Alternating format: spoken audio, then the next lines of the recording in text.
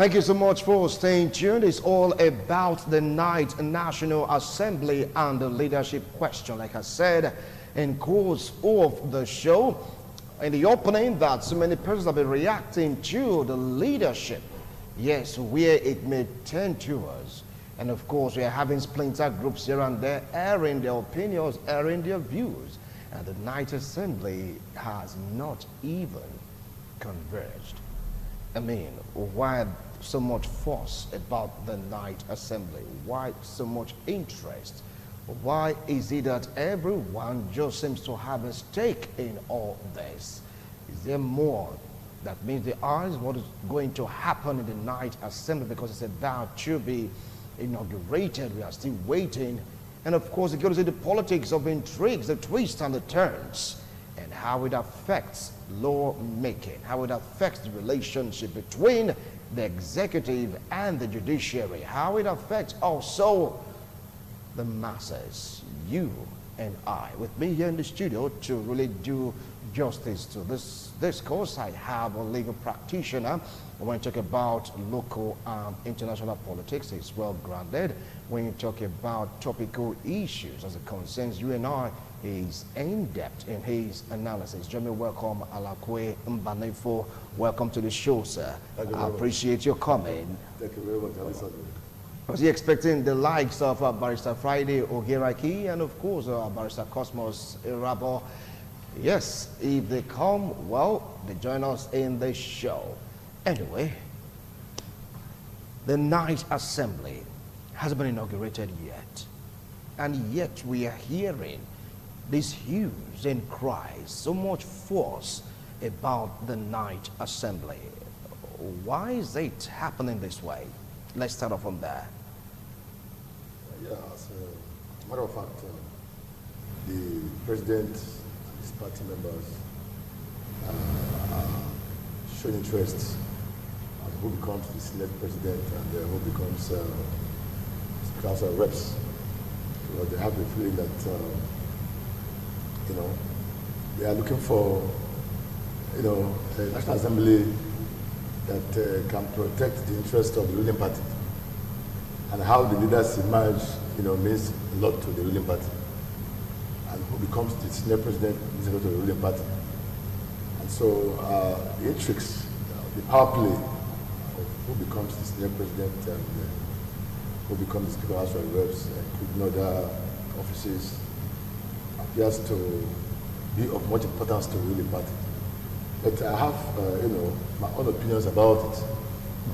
I shouldn't be a party affair per se. It should be having a senior president and a Speaker of the House of Representatives, somebody that has a Midas touch, somebody that knows what lawmaking is all about, somebody that understands the intrigues of power, somebody that understands that the laws that are going to be made ought to be to the best interest of the masses, and not just party, and not just the president, and not just the executive.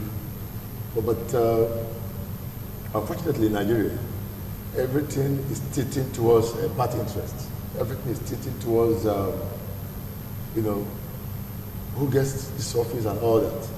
But sometimes the masses are being sacrificed at the altar of, political intrigues, and at the altar of, who gets this office or who gets that office. As a matter of fact, the National Assembly is the nucleus of the government. The National Assembly is the heart of the government. The National Assembly is the brain of the government. And so, who becomes the senior president of the House of Representatives is very important to the workings of the government. But the whole thing is that it shouldn't be a thing where it will have to be tied to a particular political party. Because what is important here is how the government performs. What is important here is, has the government achieved what they intend to achieve in terms of the happiness of the masses? And if you get it right at National Assembly, it therefore means that the president himself actually, his policies, his actions, everything will work in place. But when they get it wrong, it becomes very, very difficult for the government to achieve anything. For the past, 10, 15 years in this country, we've been having a National Assembly that have not been able to scrutinize the budgets very, very well because of the caliber of leaders we have there. We have had, a National Assembly that has always received budget from the executive, where the recurrent expenditures has always been maybe 70% or 75%. And of course, you can agree with me that when the expenditure is higher than, what government intends to put into development. Now, at the end of the day, after 4 years, you see that government has not performed very, very well.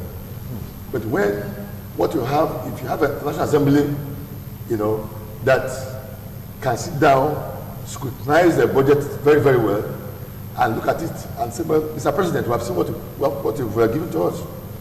But it can't fly because at the end of the year, we don't have been able to achieve this, achieve that, and achieve that.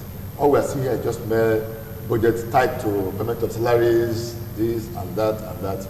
But we cannot achieve anything tangible at the end of this term. We have to do that, we have to do this way, we have to do that way.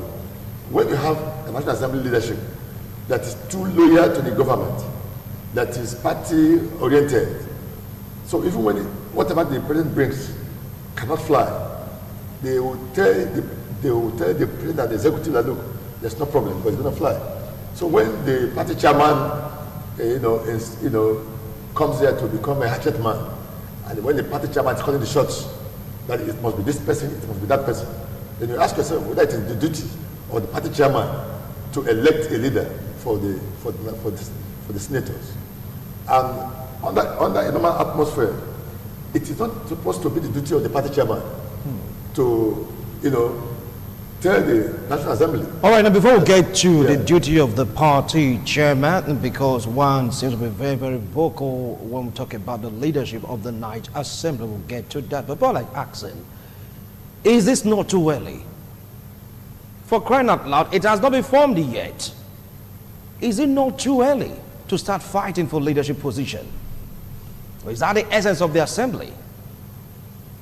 No, it's not the essence of the assembly. Of course, you know that the duty of the National Assembly is to make laws for the nation, to make laws, good laws for the nation, to ensure that budgets are well scrutinized and passed, so that the government can have something to work with, to ensure that oversight functions are, properly, guided. And of course, to ensure that at the end of the day, it acts. The National Assembly acts as the engine house of the government. Because if the president wants to appoint his senators, his ministers, he has to send the names to the National Assembly for clearance. And if you need a National Assembly that can afford to look at a candidate for a nominee for minister of this office and say, gentlemen, from your pedigree, you cannot do this job. Or from your pedigree, you can do this job. And as such, when the leadership is influenced by the executive, the National Assembly leadership will not have the boldness to tell you, gentlemen, you cannot do this job. So the point is that everything in this country is being politicized and all that. It's not supposed to be so.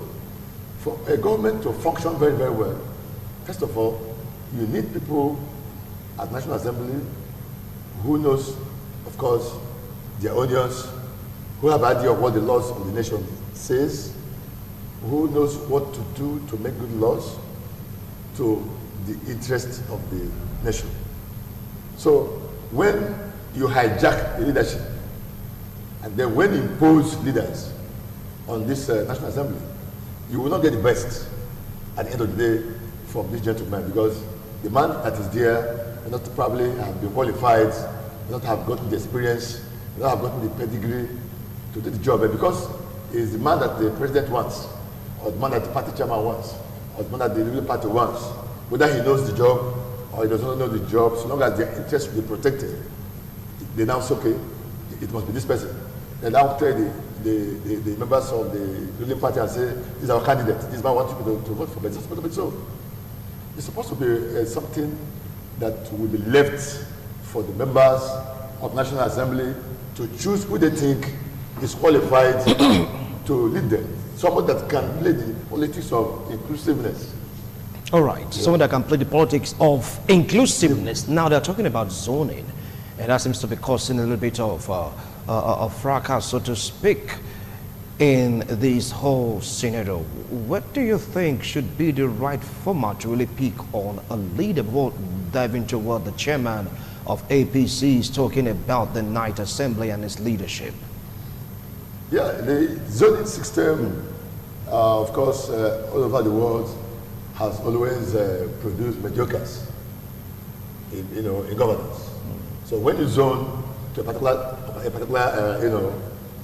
side, and if the candidates from that particular area which you have zoned it to are not qualified to hold that office, it will end up getting us a mediocre, a man who probably doesn't know the job, but because he's zoned to his geopolitical zone, he gets the job. At the end of the day, who suffers? The nation suffers, the country suffers, the masses suffers, even the party suffers, because the leadership of National Assembly is a very sensitive position. Because everything that the executive is going to do, what it is the duty of the president to ensure that everything he forwarded to National Assembly. I want to do this. Look at what we look at my proposals. It's left for the National Assembly to say, okay, well, look at your proposal, it's good or it's not good.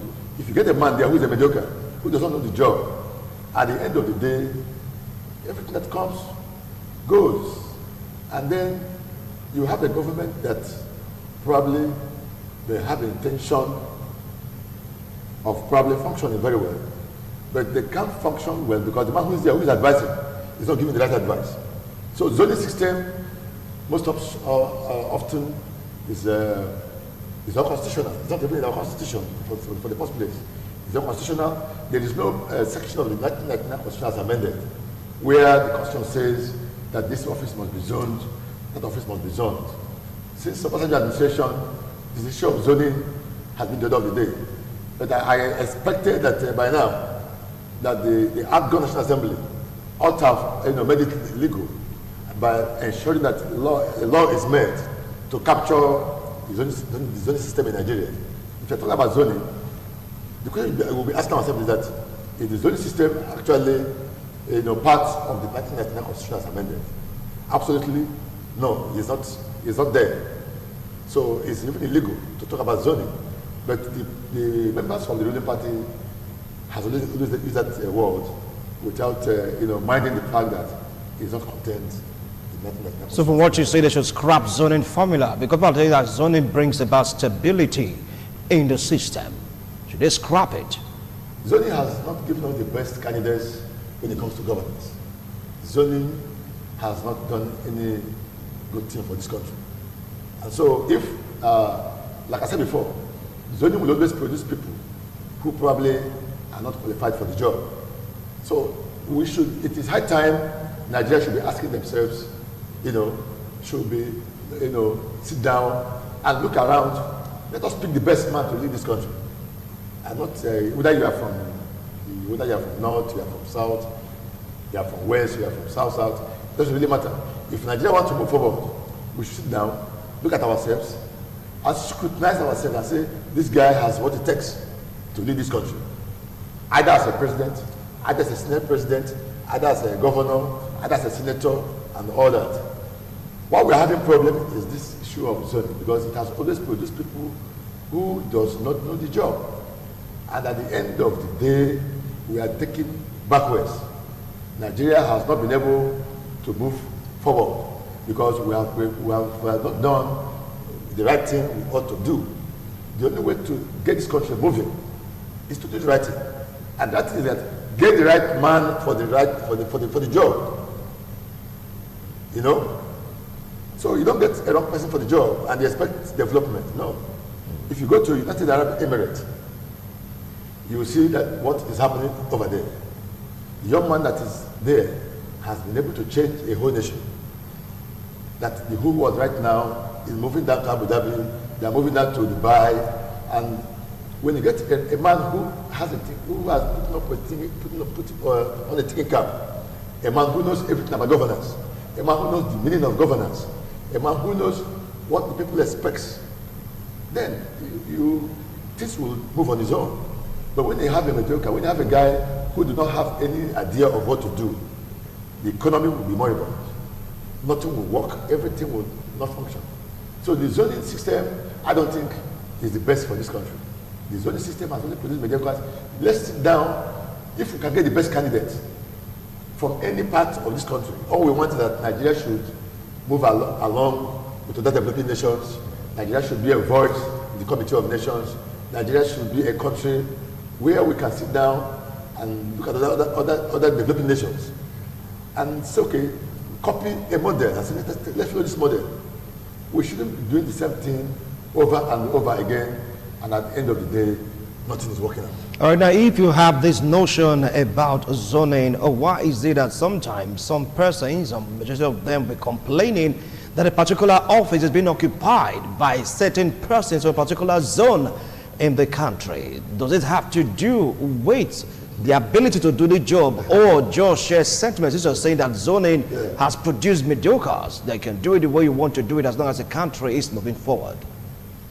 Yeah, I think you're mixing it up with the issue of federalism, the issue of ensuring that, maybe, for instance, in the appointment of ministers and in the appointment of service chiefs and all that, it's expected that you spread it out. But then, what we're saying here is this, sometimes or most times, zoning breeds incompetence. Before now, we did complain that a group of people from a part of this country has occupied offices without the president, due regard to federalism. Yes. But those guys that was appointed, to what extent did they lead us? Were they able to shift Nigeria from, on a developed nation to a developing nation? Did anything happen? Nothing happened. Nothing happened. So when you look at when you choose, let me give you an example. When you make the right choice, government itself flows naturally, and the only man I personally can give credit to that is our former president, Olusegun Obasanjo. When Obasanjo came to power, he settled down to choose people he felt that can deliver without money where they came from. First of all, he looked at the likes of Soludo, Central Bank. He looked at the likes of Iraq in the NAFDAC. He looked at the likes of Okonjo-Iweala of finance. He looked at the likes of Ndukwe, the guy who derived the telecom industry. He looked at the likes of Ezekwesili.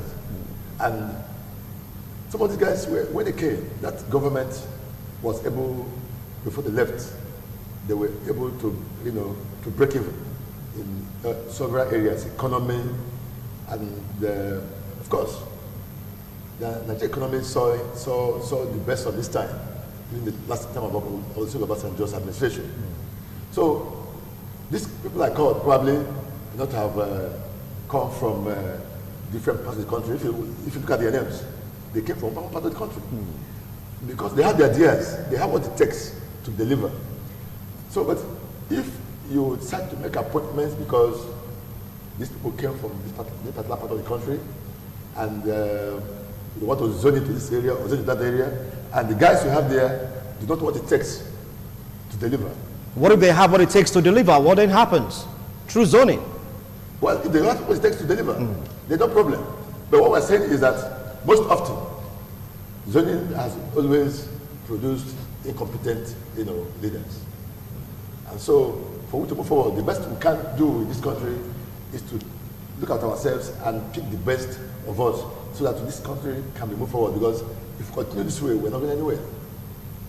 All right, now let's come down to the House. One name has been resonating over and over again, the man Lawal, and the APC chairman Adams Aliyu Shomole seems to be backing this man for him to come out openly. The national newspapers, even the print media, electronic media, he didn't hide it. This is the way I feel about it. Lawal is the man to beat, according to the APC national chairman. Is there anything wrong in that action? Why the hullabaloo about what he just said? After all, it's entitled to his own opinion. Don't you think so? Yeah, it's the party chairman, well, has to do his job as a party chairman. You know, of course, the party to have also the freedom to have their, you know, exercise their choice of senior president. But then, in trying to exercise that choice, that, you know, shouldn't be a detriment of the nation. There's nothing wrong in saying that Lawal is going to be the next senior president of the National Assembly if he has, you know, what it takes, you know, to become the senior president. So, you know, we should be able to ask ourselves the question: does this young man the party is projecting, does he have what it takes to become the senior president? And if he doesn't have what are his pedigree? What are his experiences? What has he done in the past? Do we think that he can deliver? Now, if he can deliver, no problem. But if he cannot deliver, then the party may not have been making the right choice for the nation. Again, it is not the duty of the chairman of the party, or even the duty of the party to say, look, this candidate becomes the senior president. It is the duty of the National Assembly, of the members of the National Assembly, to choose who they think is fit, is qualified, you know, to lead them.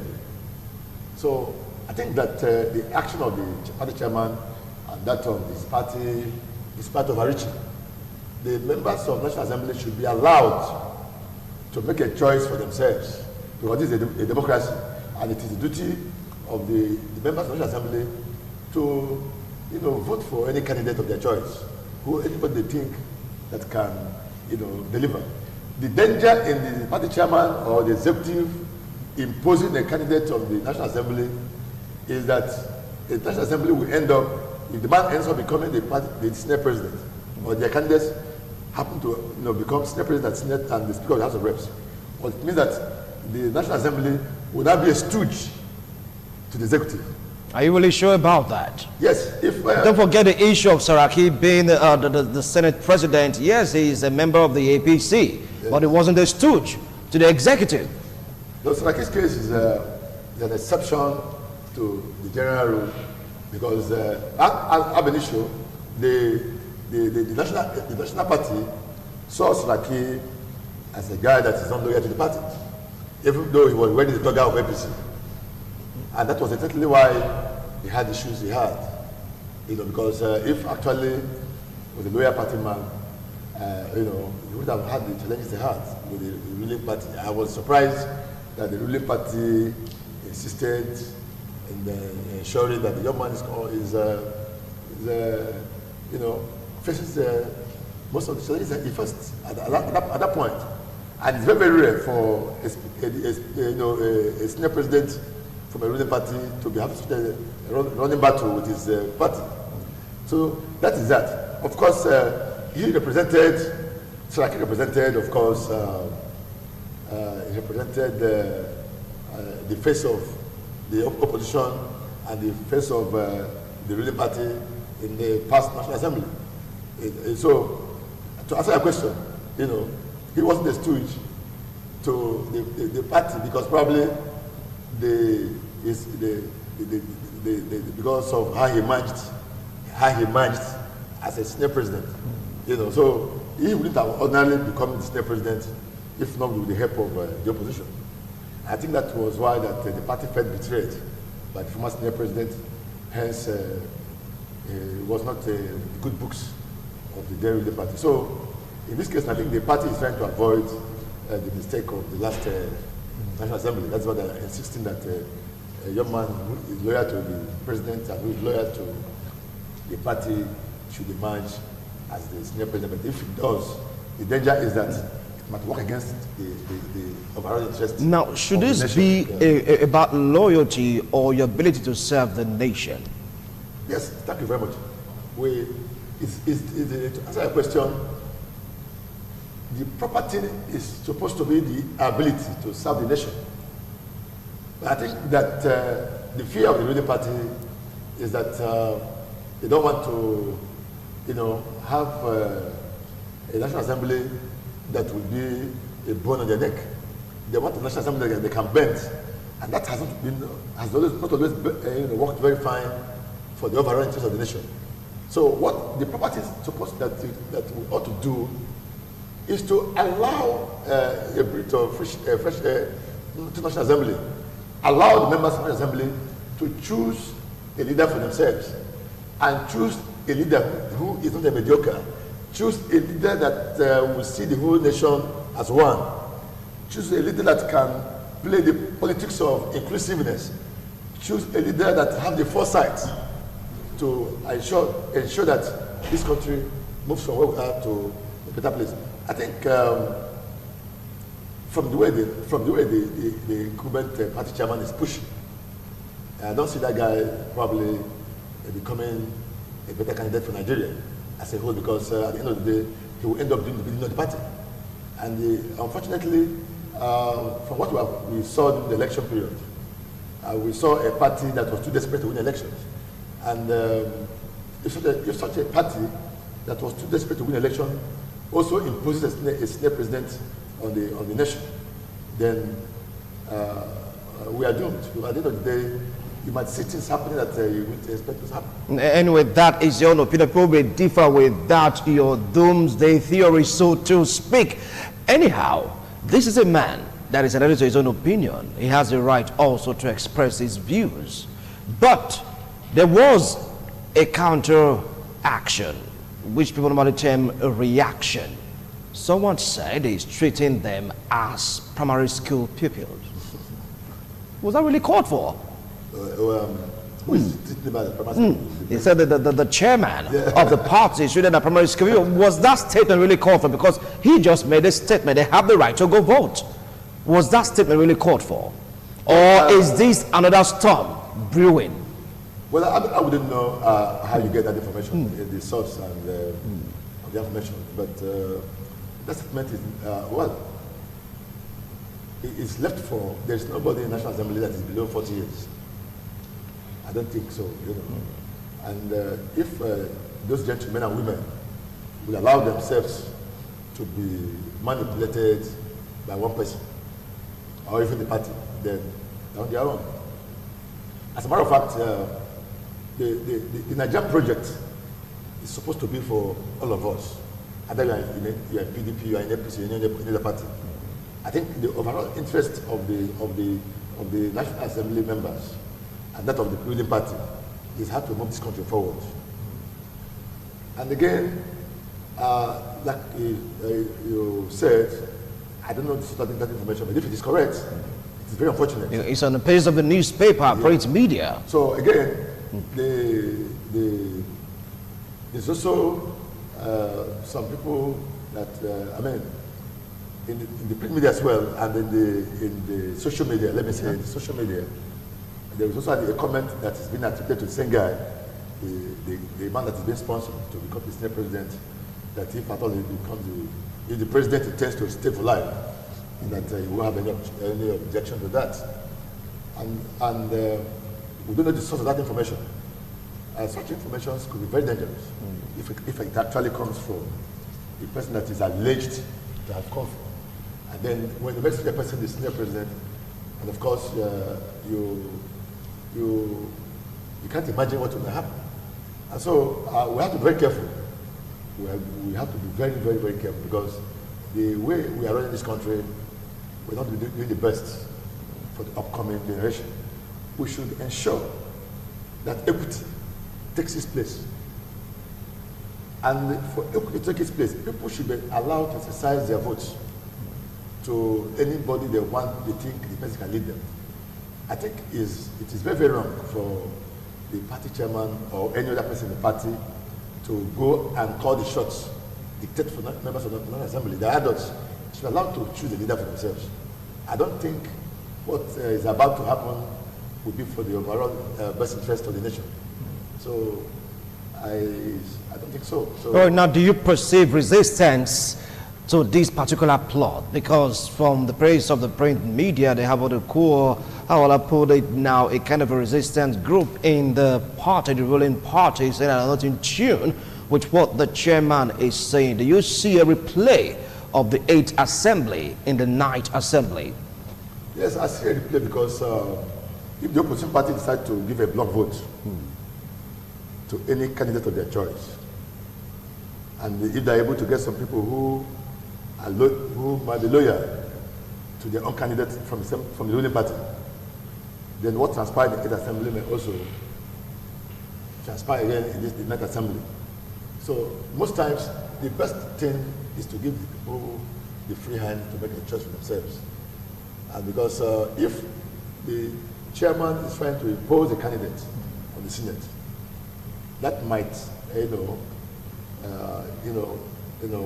warrant the opposition party to unite and say, we don't want this man. We're going to give a block vote to so person. And if care is not taken, the party may also, the ruling party may end up being at the losing end at the end of the day. So I don't think that is the best approach in the appointment of, the election of a Senate president. The party should be out of it. The executive should be out of it. Ordinarily, we have a beautiful constitution that has talked about separation of powers. And if that constitution is any document to go by, then the independence of this executive, judiciary, legislature should be respected.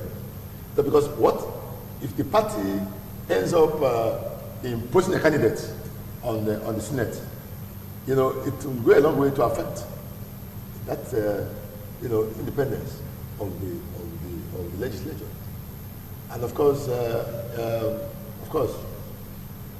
he who pays the papa pays it too.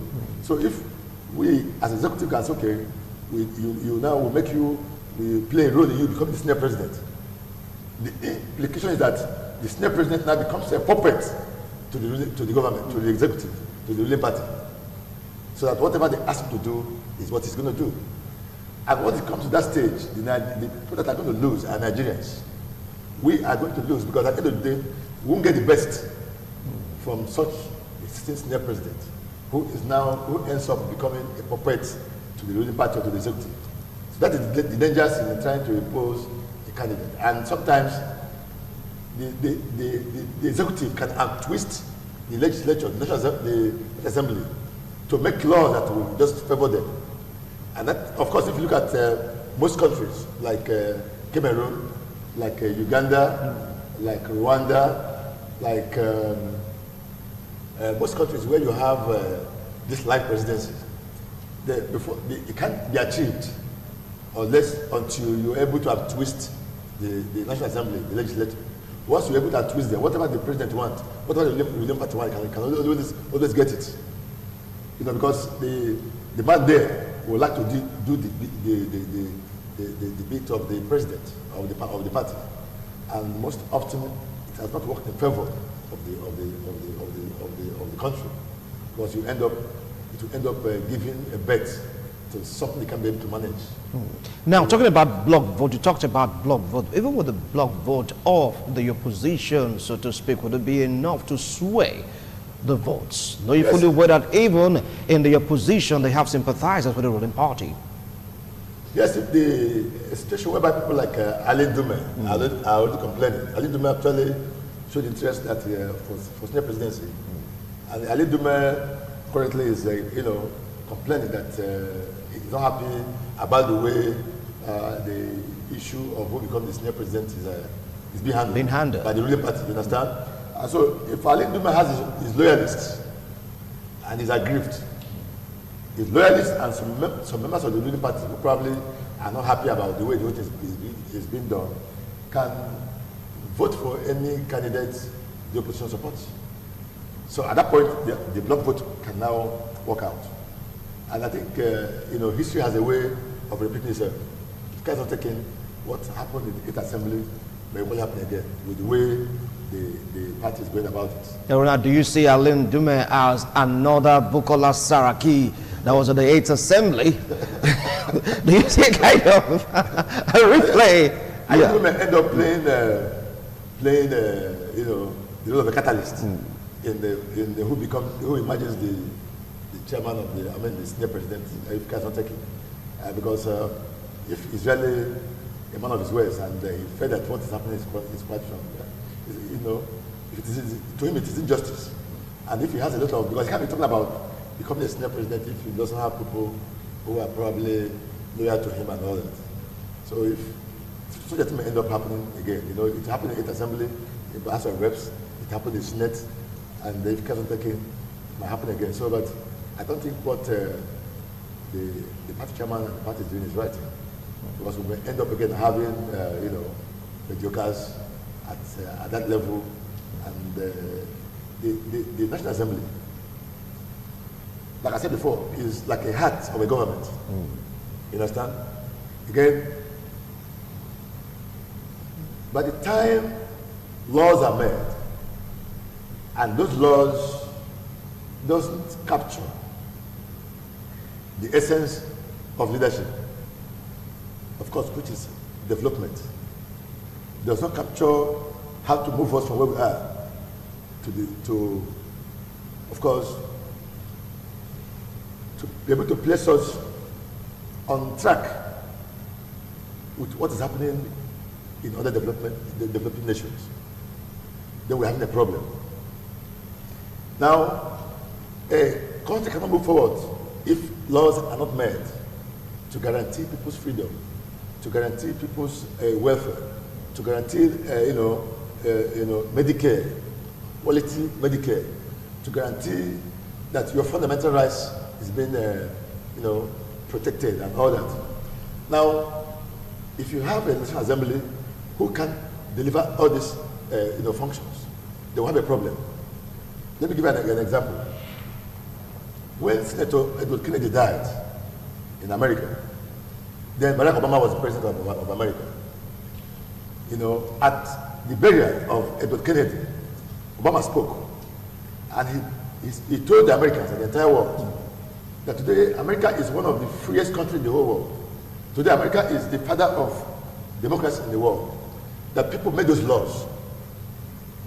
Today, people in the U.S. enjoys this liberty. People in the U.S. enjoys, rights. And that people at the Senate made those laws. And at the death of Kennedy, at his death, that a part of the conscience of America just died. That this man had been in the Senate for like 80 years. And this man was among the other senators who made most of the beautiful laws today that has kept humanity moving in the US. And the ideology in Edward Kennedy's funeral by Barack Obama up to tomorrow, speaks volumes for itself. So the quality of men who goes to National Assembly is it matters a lot to a nation. Barack Obama said that, look, that Edward Kennedy was a guy who midwifed the Medicare Act. It was his idea. He couldn't finish it before he died. And today that in the United States, that law has come to pass, and it has been done, and it's working. That at a certain age in your life in the US, you don't need to pay medical bills in the hospital. The US can, if you go to the hospital, the government can afford to pay your medical bills. We can't be asking great nation after the shores, while within the shores we are so weak. And so laws that are made that shapes nation, these laws are made by members of the National Assembly. So the integrity, the character, the qualification of the members of the National Assembly are very important. And the most important is the leadership of the National Assembly. And so we can't get people like Edward Kennedy in Nigeria if at the end of the day, the leadership is imposed. When Senator McCain died, America stood still for McCain. McCain was one of the longest serving senators in the US. And today you can see what America has become. These are guys who sat down to draft the laws, the treaties, the agreements between that works in the US and between the United States and other countries. And today the whole world is talking about one nation. The quality of members of the Congress is of great importance to Americans. In Nigeria, the qualities of the leadership of National Assembly is supposed to mean a lot to us.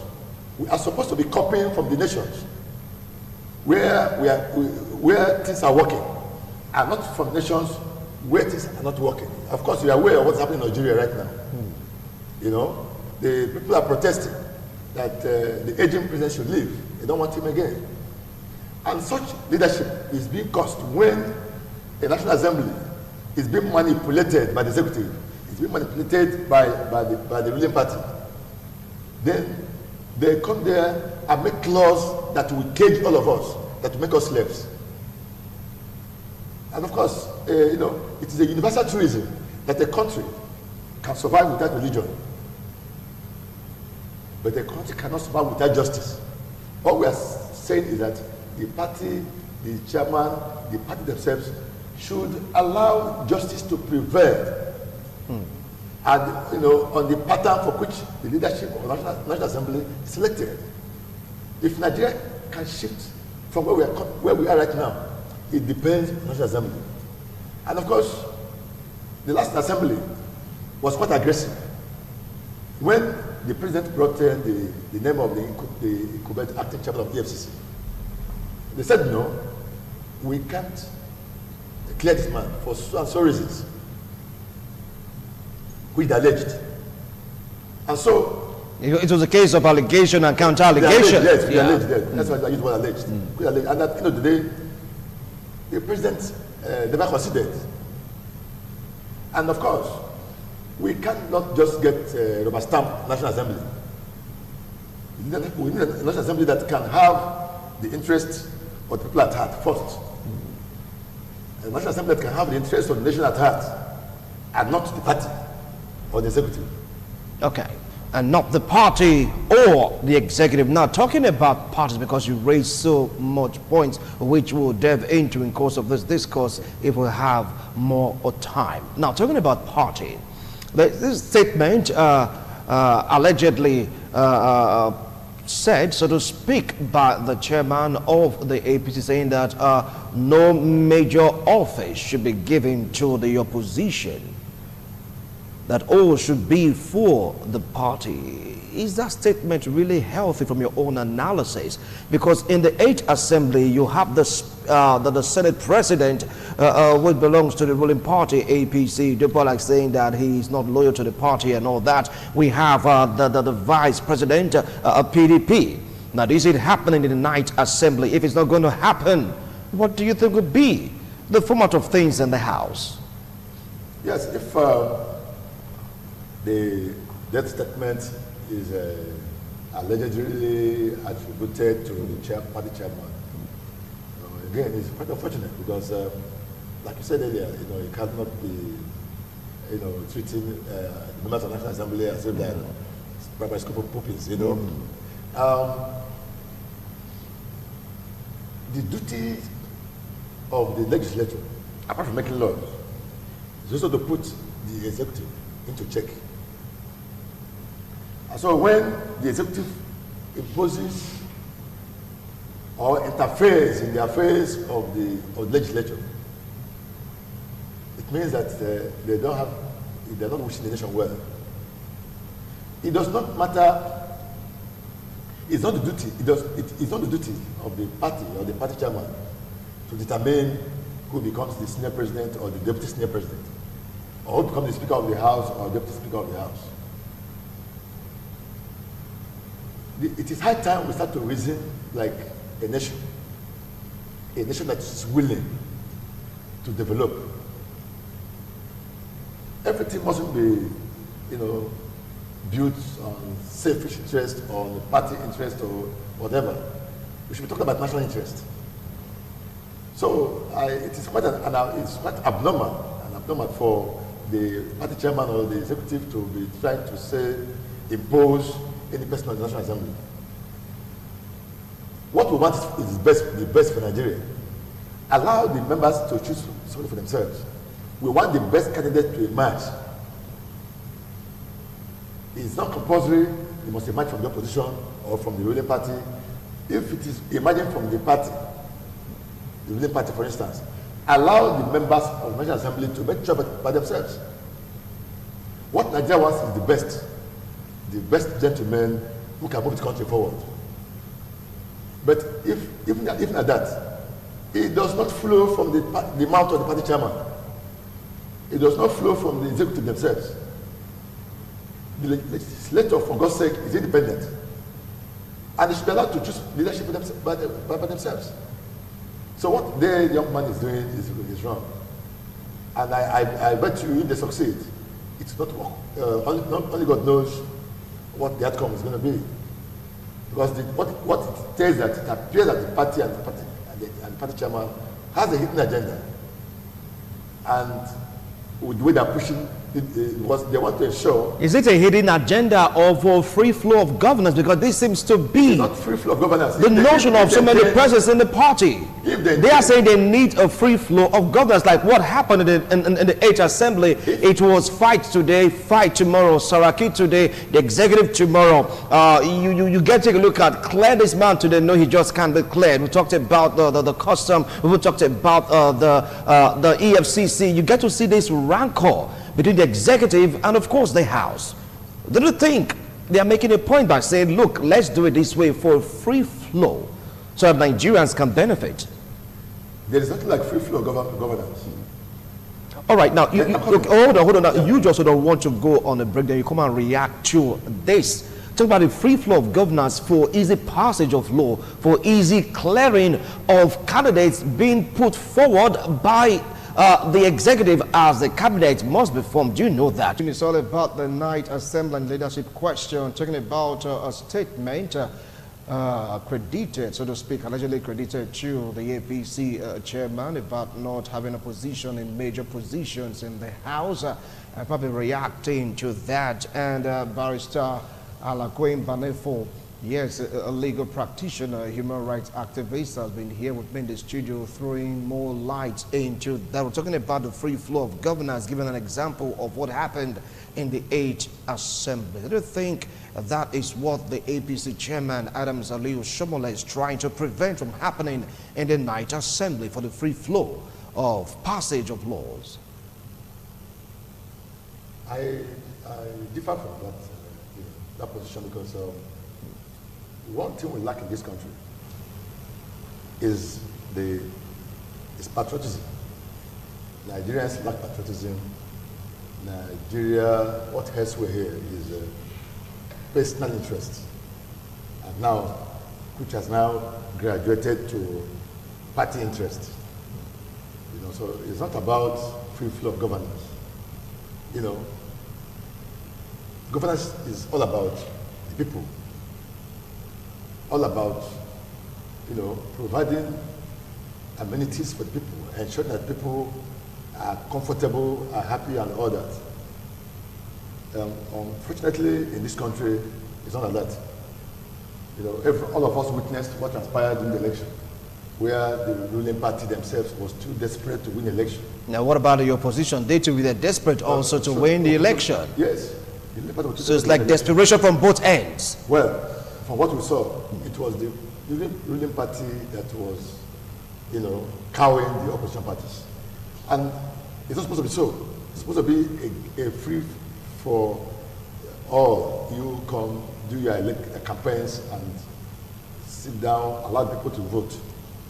River State experience is there, what transpired in Kano State is there, and all that. In coming again to select the leadership of National Assembly, it's not the duty, like I said earlier, the duty of the party chairman to meddle into such an affair. he has no right whatsoever to talk about who leads the National Assembly. Like I said before, it's the duty of the members to choose their leaders. Again, the action of the party chairman and even the party themselves is quite uncalled for. Why are they interested in who leads the National Assembly? This is a country. The members of both the ruling party and that of opposition, they're all Nigerians. And if lawmaking is all about the welfare of Nigerians, why is it instead of who becomes the senior president of the Speaker House of Reps? So, in the U.S., during the last election in the U.S., of course, presidential election in the U.S., while the campaign was going on, there was a report from the ABI that the Trump organization, the Trump campaign, was actually, having an alliance with the Russian government. And that report was before Senator McCain, John McCain. John McCain is a Republican. Donald Trump is a Republican. It was John McCain that took the matter up and said that the action of the Trump campaign is against national interest and they should be investigated. It was John McCain, a Republican, that was now making a case against a fellow Republican who wanted to be president. And that was why when he died, the president, was very, very, he wasn't forthcoming, as President Trump wasn't forthcoming, because he felt that McCain worked against him. But of course, today, you saw what transpired. The Congress went ahead to also investigate, Trump because of national interest and not party interest. And of course, most people who say that Trump should be investigated are Republicans. So, if the party do not have a hidden agenda of what they intend to do, because they want a rubber-stamped National Assembly, they want a National Assembly that they can control, they want a National Assembly that cannot give them problems. Whatever is their interest is not for the nation, it's for the party. And what we want is a National Assembly that can have the interest of Nigerians at heart. Because ordinarily it's not the duty of the president or that of the party chairman to determine who becomes the chairman of the president, the senior president of the House of Reps. So it is high time we open our eyes. It is high time we leave this primitive politicking. It is high time Nigerians rise above this kitchen politics. I have said it before that these people should be allowed to choose who governs them. Again, we of course, we already made the mistake. The mistake we made earlier is that the members, before you can vie for to become a senator or member of House of Reps, it's our duty, the voters, or the electorate, to find out who you are. That place is not for any, it's not a free-for-all, party issue. We should elect people with a very wonderful pedigree. People who will have the interest of the nation at heart. Okay. To go in there as members of the National Assembly. All right. Not just go in there because you want to member of the National Assembly. Okay, we're about to call it a wrap on this discussion. It's all about the National Assembly leadership question, and he's expressing his thoughts and opinions. It has nothing to do with ITV radio, but we always do our best to make sure that they follow the rules, regulations governing the airwaves. So I won't fall short of the rules. Anyway, now, what's your last line on this topical issue, because that is what is really going on right now? What advice do you have for the night assembly set to be inaugurated, and of course to the executive, the electorate, Nigerians in general, briefly? Yes, I think what we need is a National Assembly that whose preoccupation will be the interest of the nation. We want a National Assembly that will make laws that will, create infrastructures in this country. Okay. Laws that will create Medicare. All right. Laws that will create security. laws that will create development. All right, all right. You know, and not a National Assembly that is party oriented, all right, that is selfish oriented. Thank you so much, Barrister Anakwem Bale, for really appreciate a wonderful analysis. We'll do it again next week Sunday, God willing. Bye for now.